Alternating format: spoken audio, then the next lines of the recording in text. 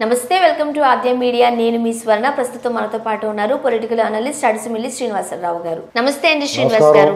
శ్రీనివాస్ గారు, భోగాపురం ఎయిర్పోర్ట్ శంకుస్థాపనకు సంబంధించి మీరేమంటారు? ఏముందండి, ఏముందండి, ఏదో ఆలీ గారు సినిమా ఒకటి వచ్చింది, ఎస్వి కృష్ణారెడ్డి గారు, అందరూ మన తోటరాముడు వేసాడు, ఈయన తనికెళ్ళి భరణి గారు. ఆ చెల్లికి మళ్ళీ చేస్తాడు, మళ్ళీ మళ్ళీ పెళ్ళి అనేదో అంటూ డైలాగ్ ఉంటుంది. అలాగా ఈయన ఈ శంకుస్థాపన రాయి కనపడితే చాలు మళ్ళీ చేసేతండి వెళ్ళి. యాక్చువల్గా చంద్రబాబు నాయుడు గారు మన ఆ మినిస్టర్గా ఉండేవారు అశోక్ గజపతిరాజు గారు, అప్పుడు భోగాపురం ఎయిర్పోర్ట్ గారు ఫౌండేషన్ వేశారు, అదే శంకుస్థాపన చేశారు, ఆ భూసేకరణ అన్నీ చేశారు. అన్ని ఎకరాలు ఎందుకు చేసుకుంటారు మీరు? అన్ని ఎకరాలు అవసరమా? అసలు ఈ వైజాగ్ ఎయిర్పోర్టే ఏకలు తోలుకుంటున్నారు, అక్కడ అంత అవసరమా? ఆ భూములన్నీ వెనక్కి ఇప్పించేస్తాను మీకు, అది ఇది వాళ్ళు దుబ్బేస్తానికి తీసుకున్నారు, అది ఇది అని చెప్పేసి పీటరైపోయిన జగన్మోహన్ రెడ్డి గారు ఆయన ప్రతిపక్షంలో ఉండగా. ఇవాళ మళ్ళీ సిగ్గు లేకుండా ఏం మాట్లాడుతున్నాడు చూసారా? మీ రైతులందరూ బాగా ఇచ్చారు, మీరు చాలా గొప్పవాళ్ళు, అది ఇది అని మాట్లాడుతున్నాడు. అందులో 500 ఎకరాలు వెనక్కి పెట్టుకున్నాడు, ఏరో సిటీ అంట, అది అమ్ము తుప్పుతానికి అన్నమాట.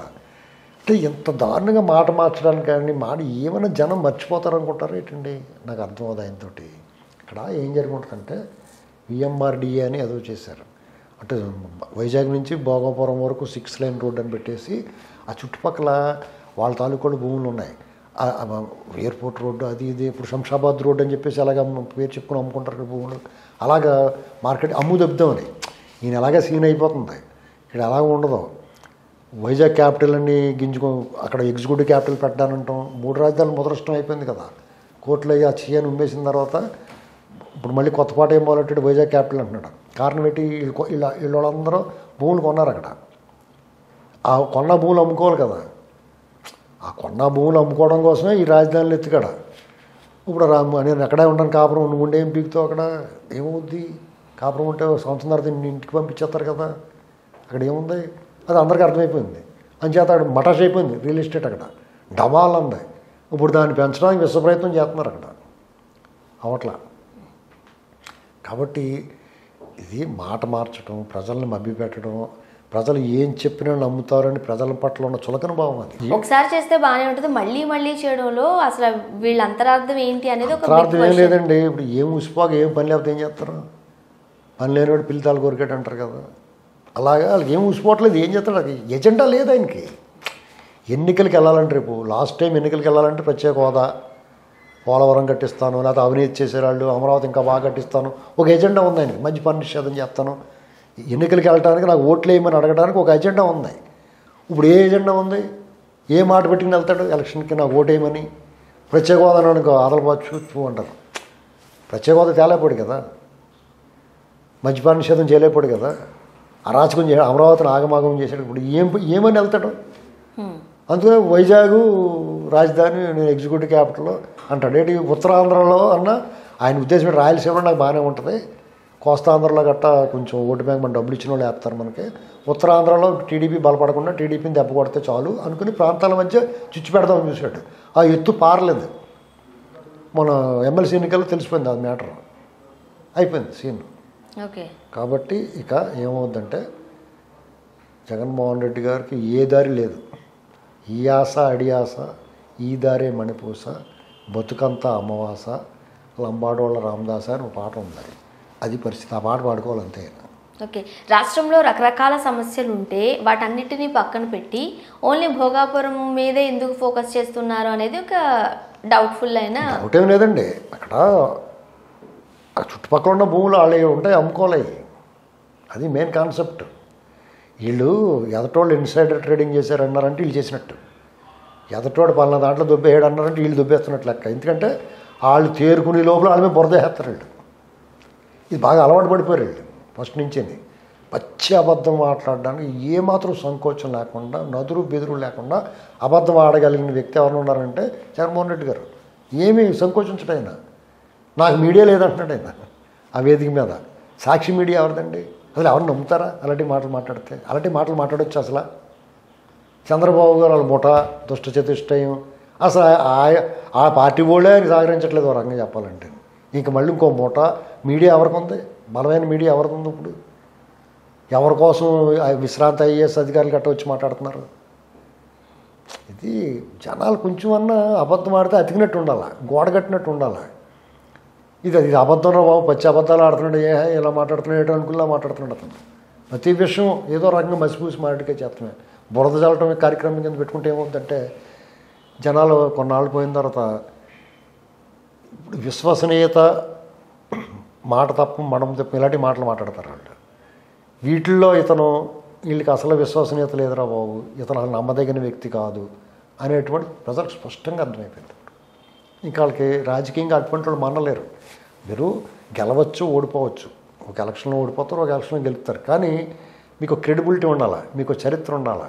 అది హీన చరిత్ర అయి ఉండకూడదు.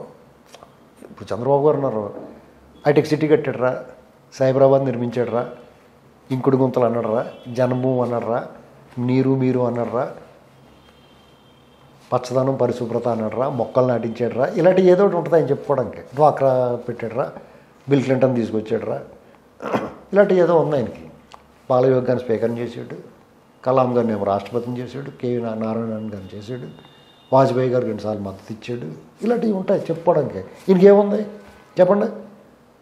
జైల్లో ఉన్నాడు 16 నెలల్లో, 2004 నుంచి 2009 దాకా 1,00,000 కోట్లు కొట్టేశాడు.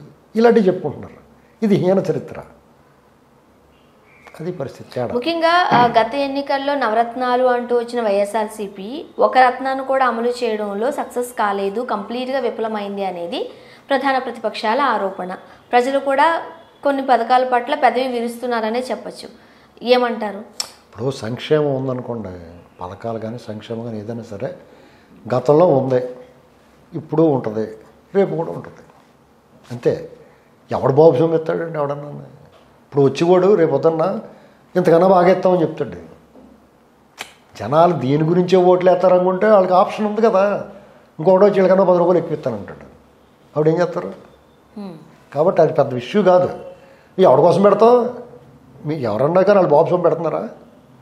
ప్రజల సొమ్ము ప్రజలకు పెడుతున్నాం అంతే, సింపుల్. దాని గురించి పెద్ద ఆర్గ్యుమెంట్ ఏమి ఉండదు. నీ చరిత్ర నిలబడాలన్నా, రాష్ట్రం బాగుపడాలన్నా, భవిష్యత్ అక్కడ ఉపాధి దొరకాలన్నా, భవిష్యత్తు బాగుండాలన్నా, యువత ఉపాధి దొరకాలన్నా నువ్వు అభివృద్ధి చేయాలా, సంపద సృష్టించాలా, దానికి వచ్చి పెట్టాలా.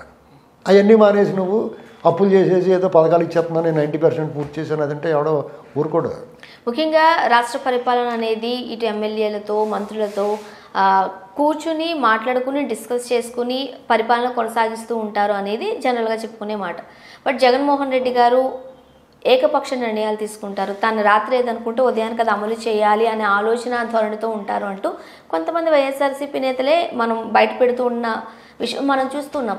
భోగాపురాన్ని కూడా అలా తన ఆలోచన ప్రకారమే చేస్తున్నారు అనేది. అంత పెద్ద ఆలోచన కూడా అంత బుర్రలేదండి ఆయనకి. ఇక్కడ ఒక రకమైన పెత్తందారితనం అండి అది. అంతే, పెత్తందారులుగా వ్యవహరిస్తారు. ఆయన ఎదటోళ్ళు అంటాడు, వాళ్ళు పెత్తందారులు అంటాడు. 2 వర్గాలు వాళ్ళకే మనకే పోరాటం అంటాడు. అసలు మీకు ఒకటి గమనించండి, చంద్రబాబు నాయుడు గారు ఘోర పరాజయం పొందాడు 2019లో. ఇవాళ ఆయన చూడండి, ఫ్రెష్గా, కూల్గా, కామ్గా తన బంద్ ఏం చేసుకుపోతున్నాడు. జగన్మోహన్ రెడ్డి గారి ముఖం చూడండి, ఆయన పరిస్థితి చూడండి. 4 ఏళ్లకే 3 ఏళ్లకే మూటలు సర్దేసుకున్నారు, 4 ఏళ్ళకి బట్టలు సర్దేసుకున్నారు. ఈ 6 నెలలు పోతే ఇంటికి వెళ్ళిపోతారు. ఆయన ముఖంలో దిగులు, గుబులు, బెంగ, భయం. ఏ కేసు ఎప్పుడు వచ్చేద్దో, ఏంటి అయిపోద్దో, పోలీసు వాళ్ళు సిఐడి ఎప్పుడు కేకేస్తారో, సిబిఐ వాళ్ళు. ఈ బెంగలో ఉన్నాడా జగన్మోహన్ రెడ్డి గారు? చంద్రబాబు గారు అంత కూల్గా ఉన్నాడు, సెటైర్లు వేసేస్తున్నాడు. అవునా కదా? మొన్న ప్రెస్ మీట్ చూడండి, ఆయన ఎంత ఫ్రెష్గా ఉన్నాడు. మీకు తప్పు చేయనప్పుడు ధైర్యంగా ధీమాగా ఉంటారు వాళ్ళు.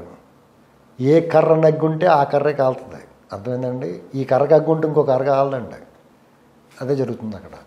మీరిద్దరు పక్కన పెట్టండి, చంద్రబాబు నాయుడు గారిది ఏంది, ఆయన 73 ఏళ్ళు, ఇంక 52 ఏళ్ళు.